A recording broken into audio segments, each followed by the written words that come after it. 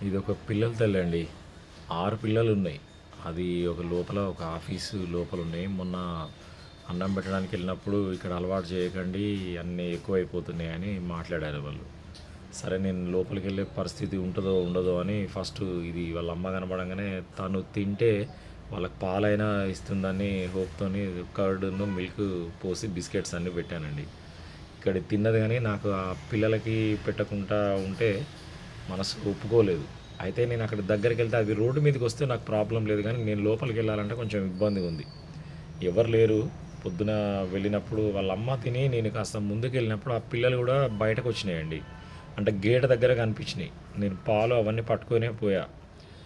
అవి గూడా తింటే నాకు హ్యాపీ. ఎందుకంటే 2 రోజులయింది వాళ్ళు అబ్జెక్షన్ చేసిన తర్వాత లోపలికెళ్ళలేదు నేను. అవి పిల్లలేమో లోపలున్నాయి. మనం రోడ్డు మీదకొస్తే మన ఇష్టం వచ్చినట్టు మనం పెట్టుకోవచ్చు గానీ, వాళ్ళు అబ్జెక్షన్ చేసిన కాడ ఆఫీస్‌లోకెళ్ళి మనం పెట్టాలంటే నాకు కాస్త ఇబ్బందిగా ఉంటది. కానీ పెట్టకుండా నా మనసు ఒప్పుకోదు. ఆ చిన్న పిల్లలవి. వెళ్ళేసరికి ఆ పిల్లలు బయటున్నాయి. ఇక వాటికి పెట్టడానికి ఎంత ప్రాబ్లమ్ అయిందంటే నాకు, అవేమో దగ్గరికి రావు. అలవాటు లేదు గదా! పెడితే భయపడతా ఉంటాయి. చుట్టూ వేరే డాగ్స్, ఓ 5, 6 డాగ్స్ వాటిని కంట్రోల్ చేస్తూ అవి తాగేలాగా చూడాలి పాలు.